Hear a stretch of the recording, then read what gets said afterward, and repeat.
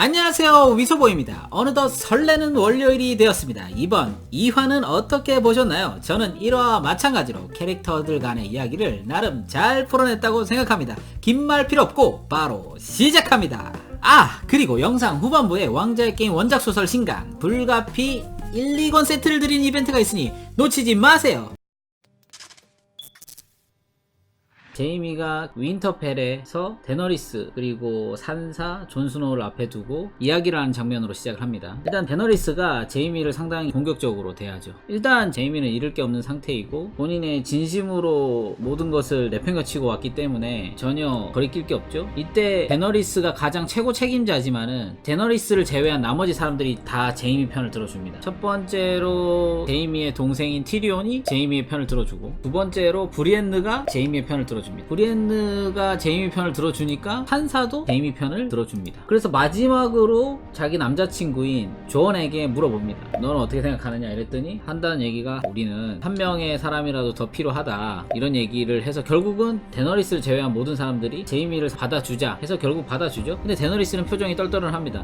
아무도 자기 편을 안 들어줬다는 거에서 또 좀 약간 빈정상한 것 같아요. 이때 제가 눈여겨봤던 부분이 한 군데가 있습니다. 존이 자기 의견을 얘기하고 이제 그 자리를 파하고 되돌아가는 장면에서 존이랑 데너리스가 눈이 마주치려고 하는데 존이 눈을 피합니다. 이건 뭘 얘기하는 거냐면 그 전화에서 샘이 존에게 이런 얘기를 했거든요. 너가 진정한 철왕자의 덕통이다 이런 얘기를 했어요. 그래서 존이 머릿속이 복잡한 거야. 그 다음 장면은 이제 겐드리가 드래곤 글라스로 무기를 만들고 있는데 아리아가 찾아와서 내가 부탁한 무기를 만들고 있냐, 그러니까 겐드리가 이런 얘기를 합니다. 아니 나 지금 무기 만들 거 1000개 막 이런 거 더 만들어야 되는데 네 거 만들 시간이 없다 이런 식으로 얘기했더니 아리아가 화이트 워커들에 대해서 설명을 좀 해달라 겐드리한테 얘기를 하니까 겐드리가 너는 걔네들하고 네가 싸울 수 있겠냐 이런 식으로 약간 조금 무시하니까 명장면이 나옵니다. 이 장면 정말 시즌 8의 2화에서 제가 좋아하는 장면 중에 하나가 될 것 같은데, 아직 겐드리는 아리아의 스킬들을 모르는 상황에서 예전에 어린 시절에 아리아만 생각하고 있었는데, 아리아가 자신의 무력이 높은 거를 표현하는 방식이 세련되게 표현을 할 줄 알아요. 보여주는 방식 드래곤 글라스를 나무 기둥에다가 3번을 던져서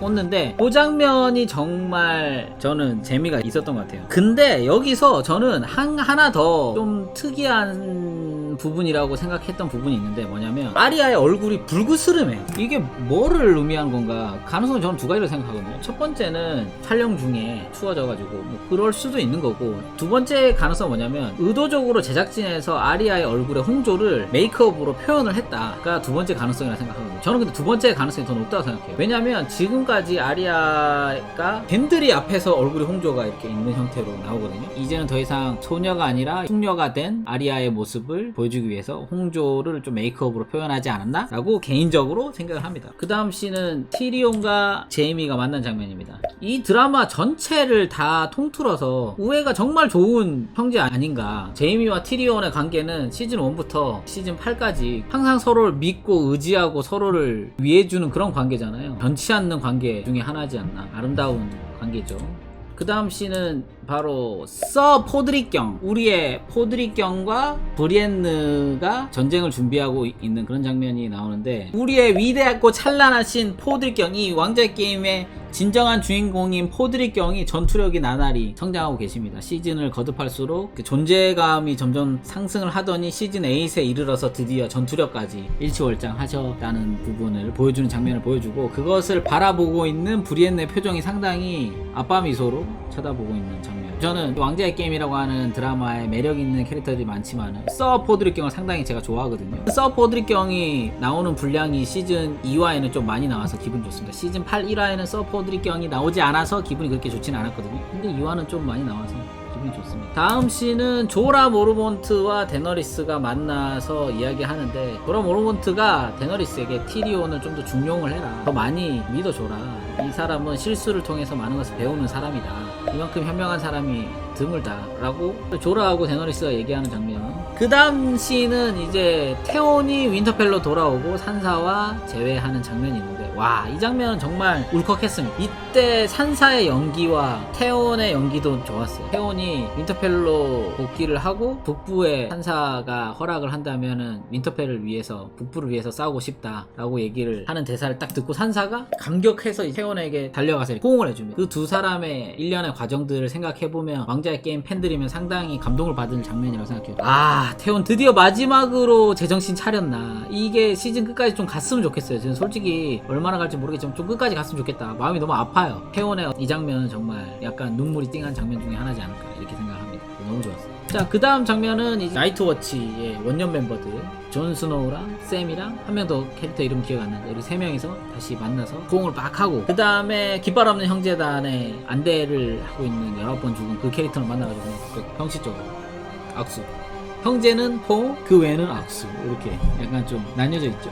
그래서 오랜만에 만나가지고 얘기를 하는데 그걸 봤습니다. 화이트 워커들이 내일 아침쯤에 도착할 거다. 그래서 전술에 대해서 설명을 하기 시작합니다. 전회의를 하는데 돈이 이 전쟁에서 이기려면 나이트킹을 잡으면은 나머지는 다 죽을 것으로 예상이 된다 라고 얘기를 해요. 그럼 그 나이트킹이 당연히 모습을 드러내겠냐 라고 얘기를 하면은 우리의 탈인간 브레는 나를 미끼로 써서 나이트워치 킹을 잡아야 된다, 뭐 이런 식으로 얘기하고, 그 자리에 있었던 모든 그 군사 전문가들이랑 뭐 데너리스를 포함해서 모두가 다 그냥 납득을 해요. 가장 중요한 전술 전략을 짜는 거에 전제가 되는 거를 가설이야. 그냥 브렌을 쫓아올 거다 라고 하는 불확실한 가설. 근데 그걸 믿는 거는 예를 들면 실제로 브렌이 본인의 능력을 보여준 적이 없는데 증명이 안 되잖아. 근데 이 가장 중요한 전쟁의 기본이 되는 핵심 전략들의 위치를 정하는 거를 웬 안진뱅이가 봤다는 불확실한 가설에 의지해서 이 모든 전략 전술을 짜고 앉았어요. 아, 이 부분은 조금 아쉽지 않았나? 개인적으로 그렇게 생각합니다. 그 다음 씬은 티리온하고 제이미는 성 안에서 가장 따뜻한 난로 앞에 의자에 앉아서 있는데 여기로 사람들이 속속들이 모여듭니다. 가장 먼저 온 게 이제 브리엔느랑 우리의 찬란한 씬 서 포드릭경. 이번 화에서 나름 개그씬이라고 넣은 장면이 있어요. 나름의 개그씬. 서 포드릭경에게 티리온이 포도주를 권하고 브리엔느가 내일 전투인데 술이나 처먹겠다고 말하면서 갈구다가 그럼 반잔만 해 이랬는데 티리온이 술잔을 따르는데 반잔만 해 이랬는데 콸콸 쏟아가지고 이거를 꽉 채워서 약간 넘치는데 반잔만 해 이랬는데 가득 채우는 장면이야. 가득 채우면 넘쳐 흘러. 그래서 그렇게 티리온 읍스 약간 이런 표정으로 건네니까 서 포드릭경이 받으면서 그러니까 이런 포드릭이 이제 산전수전 겪으면서 더 이상 예전에 어린 종자가 아니고 많이 성장을 한 거를 이제 예전에는 그냥 어리숙하고 막 약간 이런 느낌이었다면 이번 시즌에 브리엔느가 가르쳐서 칼싸움도 잘하고, 그리고 티리온이 또를 많이 따라줄 적에 눈빛으로 티리온이 야 그냥 우리끼리 하는 얘긴데 그냥 한 잔 다 모셔드려 막 이런 식으로 얘기하니까 그럴까요? 막 약간 이런 표정으로 이제 좀 능글능글해진 거야. 티리온을 쳐다보는 장면이 나왔는데 그 장면이 난 너무 마음에 들더라고. 그 눈빛 하나로 서로 대사는 없었어요. 포드릭이 성장했다는 장면을 정말 재치있게 잘 표현한 씬이 아닌가 이렇게 생각해요. 그 장면 그래서 너무 좋아. 너무 재밌어. 보자마자 빵 터졌어요. 아, 이거지 역시 서 포드릭 이거야 막 이러면서 엄청 좋아했던 그런 장면입니다. 뒤이어서 개그캐가 바로 나오는데 토르문드가 브리엔느한테 반했잖아요. 그래서 나름 브리엔느 앞에서 어필합니다. 자신의 매력 어필. 자기가 거인을 10살 때 죽이고 거인의 와이프가 자기가 3개월 동안 나한테 젖을 먹였어 이러면서. 그래서 내가 튼튼하지. 이러더니 갑자기 막 맥주를 그냥 꿀딱꿀딱꿀딱 다 흘쳐. 지금 한 1000cc 정도 되는 것 같은데 꿀딱꿀딱꿀딱 마신 1000cc를 마시면서 한 500cc를 흘려요. 수염이랑 이거 막 다 흘쳐. 꿀딱꿀딱 다 흘쳐. 와, 어때? 존나 남자답지? 약간 이런 느낌으로다가 브리엔느에게 자신의 어떤 매력을 어필하는 차밍 포인트 개그 캐릭터 토르문드의 씬이 지나가고 나면 자, 문제 씬이 나옵니다. 아리아가 시즌 1 1화와 마찬가지로 활을 쏘고 있는데 겐드리가 나타나서 주문대로 제작한 창을 주는데 얘기를 하는데 멜리산드레의 얘기가 나와서 멜리산드레에 대해서 얘기하다가 아리아가 엄청 공격적으로 대합니다. 공격적인 게 그런 공격적인 게 아니라 처음부터 약간 아리아는 약간 오늘 밤에 나는 난 오늘 밤에 섹스를 해야겠다 라고 생각을 했던 것 같아요. 이야기가 그쪽 방향으로 별로 이어지지도 않았는데 그냥 막무가내로 약간 섹스로 이야기를 이어나갑니다.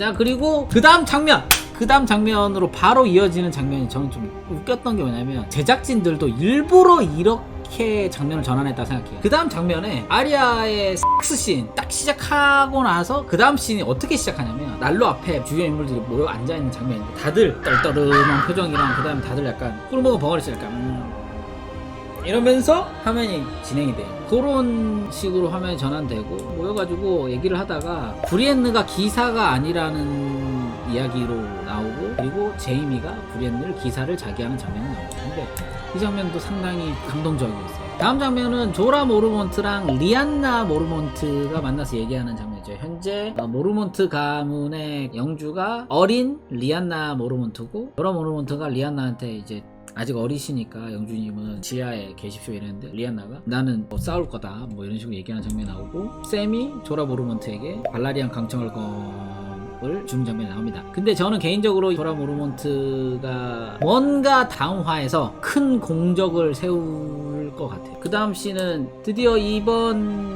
시즌 8의 2화에 거의 마지막 장면인 윈터펠의 지하 묘지에 존 스노우가 있는데 데너리스가 찾아오죠. 존 스노우가 내가 타르가리엔 가문의 적통이고 뭐 이런 얘기를 하니까 그때부터 데너리스 표정이 안 좋아요. 데너리스가 산사한테도 얘기했는데 내가 철왕자를 가지는데 방해되는 모든 것들을 내가 다 부수겠다 이런 식으로 얘기했었거든요. 근데 데너리스가 그 얘기 듣자마자 하는 얘기가 뭐냐면 그러면 너가 철왕자의 적통이네? 약간 이런 얘기를 해요. 그때 그 얘기를 하는 데너리스의 표정도 특유의 차가운 표정 있잖아요. 옆에 드래곤이 있었으면 드라카레스 할 분위기였어 진짜로. 네가 타르가는 가면 마지막 계승자네? 이렇게 얘기하니까 존 스노우가 표정이 그러니까 이렇게 꿈틀을 해요. 지금 그런 얘기를 나한테 나는 철왕자에는 관심도 없는데 내가 사랑한 여자한테 내가 네 자리를 빼앗을 그딴 놈으로 보여? 날 그런 식으로밖에 안 봤단 말이야? 라는 그런 눈빛으로 꿈틀합니다 존 스노우가. 그때 마침 적이 등장했다는 나팔이 울려 퍼지고 존 스노우가 성벽으로 올라가서 저 너머 멀리 중간 대빵들이 금방까지 온 거를 확인하면서 시즌 8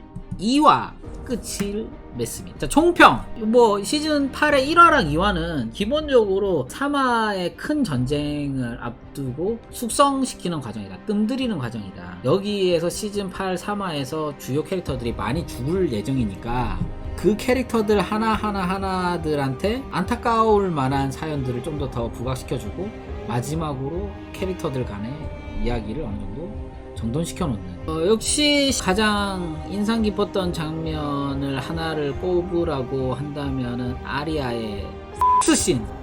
데너리스 얘가 자신이 철왕자를 갖기 위해서 가로막는 무엇이든 다 부수겠다라고 이 대사가 핵심이야. 지금 가로막는 게 존 스노우여도 부술 것인가 그리고 실제로 만약에 부수게 되면 어떻게 될까. 그러니까 이게 핵심이 돼버렸어요. 그리고 샘이 건네준 발라리안 강철검으로 조라가 누구를 어떻게 처리할 것인가 그리고 브렌을 미끼로 나이트킹을 유인하는 그 작전은 어떤 식으로 실패할 것인가. 결국 원래 계획대로 하려고 했지만은 실패를 하게 되는 장면이 분명히 나올 텐데 어떤 식으로 실패를 할 것인가 이게 또 완전 포인트 중에 하나가 아닐까 그렇게 생각하고 다음 주 월요일은 분명히 전쟁으로 얼룩진 씬이 될 것 같아요. 다음 주 월요일 날 또 기대를 해보면서 이번 영상을 마치도록 하겠습니다.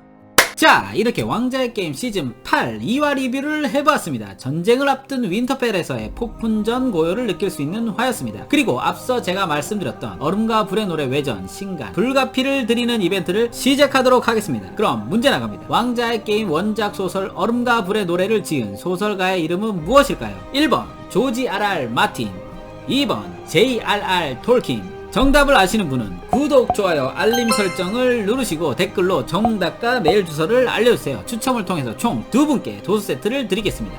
추첨은 4월 30일날 위서버 채널 커뮤니티로 영상 공지를 드리겠습니다. 그리고 이거 출판사로부터 협찬받은 거 아닙니다. 그냥 생 제 돈으로 하는 이벤트예요. 그리고 2분밖에 안 준다고 뭐라 하실지 모르지만 1화의 댓글이 제가 쓴 글을 빼면 총 19명이니까 당첨 확률은 나쁘지 않을 겁니다. 많이 참여해 주시고요. 그럼 저는 다음 영상으로 뵙겠습니다. 빠잉!